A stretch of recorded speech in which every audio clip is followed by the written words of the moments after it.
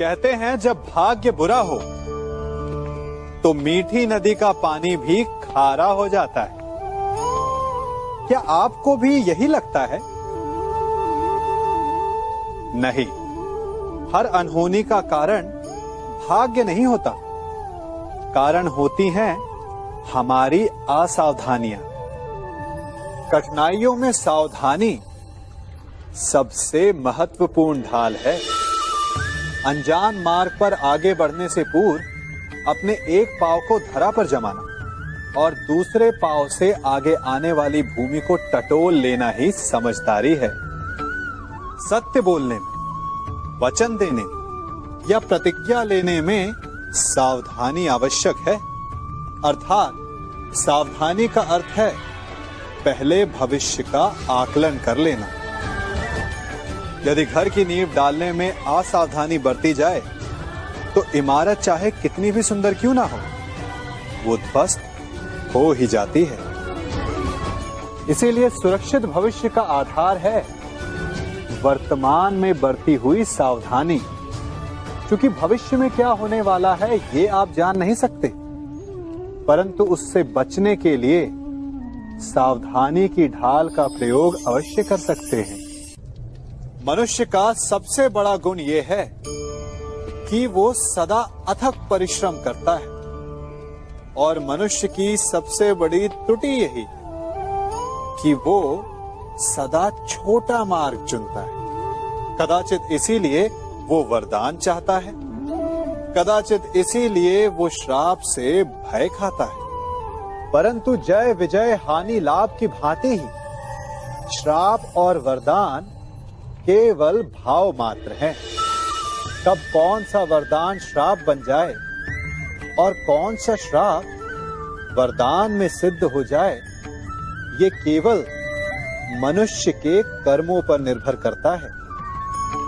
विष पीकर शंकर महादेव हो गए और अमृत पान करके भी राहु केतु असुर ही रहे। तो सब खेल है केवल भाव और कर्मों का। यदि कर्म और लक्ष्य उचित हो तो श्राप को वरदान बनते देर नहीं लगती, और यदि कर्म अनुचित हो तो वरदान भी श्राप बन जाता है। कभी चुंबक को देखा है कैसे वो लोहे की ओर आकर्षित होता है और कैसे वो लोहे को अपनी ओर आकर्षित करता है? चूंकि उसके स्वभाव में ही आकर्षण है। हम सबके भीतर भी एक ऐसा ही चुंबक होता है, विचार का चुंबक, जो सदा अपने ही जैसे विचारों को आकर्षित करता है। हम जो बोते हैं वही काटते हैं। उसी प्रकार हम जैसा सोचते हैं वैसा ही पाते हैं। साधु ईश्वर का नाम जपता है तो उसे ईश्वर मिल जाता है। अर्थात फल हमारी सोच पर निर्भर करता है। ओस की बूंद यदि केले के पत्ते पर गिरे तो वो कपूर बन जाती, सीप में गिरे तो मोती, और यदि विषधर के मुख में गिरे तो विष। बूंद एक है परंतु उसके प्रारब्ध भिन्न है, क्योंकि उसे आकर्षित करने वालों का व्यवहार भिन्न है। इसलिए यह आप पर निर्भर करता है कि आपको भविष्य में विष चाहिए या अमृत। स्मरण रखें, हम वही बन जाते हैं जैसा हम सोचते हैं, जैसा विश्वास रखते हैं। यह आपका विश्वास ही है जो ये निर्धारित करेगा कि आपको विष मिलेगा या अमृत। इसलिए अपनी सोच को सुदृढ़ रखिए, सकारात्मक रखिए, और फल भी सकारात्मक ही आएगा। जब मेघ छाते हैं तो क्या होता है? अंधकार छा जाता है। मेघ गरजते हैं, बिजलियां कड़कती हैं, वर्षा होती है। सभी पशु अपने आश्रय स्थल पर जाकर छिप जाते हैं। मनुष्य अपने घरों की ओर दौड़ते हैं और सभी पक्षी अपने घोंसलों में जाकर छिप जाते हैं। परंतु एक जीव है जो गरजते मेघों को, कड़कती बिजलियों को, भारी वर्षा को भी हरा देता है, वो जीव है बाज, क्योंकि वो समस्या की जड़ों से ऊपर उड़ता है। वो गरजते मेघों से, कड़कती बिजलियों से, भारी वर्षा से, इन सब से ऊपर। यही अंतर है हारने वालों में और जीतने वालों में। ये युद्ध हार और जीत का नहीं, समस्या और सोच का है।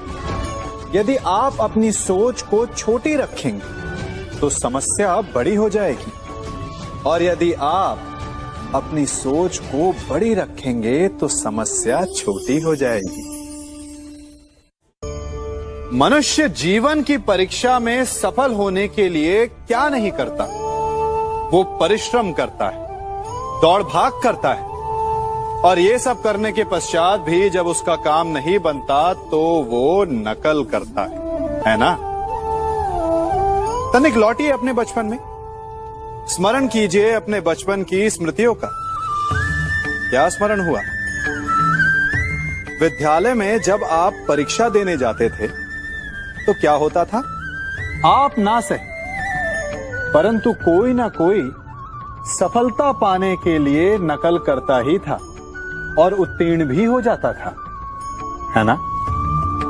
परंतु जीवन की परीक्षा ऐसी नहीं होती। नकल करने वाला सफल नहीं होता। कारण विद्यालय में सबके प्रश्न पत्र एक होते थे, परंतु जीवन के प्रश्न पत्र और उनकी कठिनाई सबके लिए भिन्न होती, तो निश्चित रूप से उनके उत्तर भी भिन्न होंगे ना। इसलिए यदि आपको जीवन में सफलता पानी है तो नकल ना कीजिए, स्वयं के प्रश्नों का उत्तर स्वयं ढूंढिए और सफलता आपकी ही होगी। हम सब अपना जीवन शांति से जीना चाहते हैं, अपना हर पल आनंद में भोगना चाहते हैं, परंतु ऐसा नहीं कर पाते। कारण क्या? कारण है समस्या का? क्या हमारे शत्रु इसका कारण है, या हमारे उत्तरदायित्व, या फिर समय की कमी? नहीं, कारण है हमारा भय। ये भय कि कोई क्या कहेगा, हमारे विषय में कोई क्या सोचेगा, है ना? हम स्वयं जीते हैं, स्वयं मरते हैं, तो फिर जीते समय संसार की चिंता क्यों करते हैं? हाँ, संसार का अहित ना कर, ये बात अवश्य ध्यान में रखने योग्य है। परंतु संसार के सोच की चिंता करके स्वयं का जीवन नष्ट कर, ये कहां तक सही? जब आप आनंद में नाचें तो ऐसे नाचें कि जैसे आपको कोई देख ही नहीं रहा है। जब आप गाएं तो ऐसे गाएं कि आपको कोई नहीं सुन रहा। स्वयं को संसार समझे और इस धरा को स्वर्ग समझे। यदि अपने जीवन में आप 4 पल भी ऐसे जी पाएं तो आपका जीवन सफल हो जाए।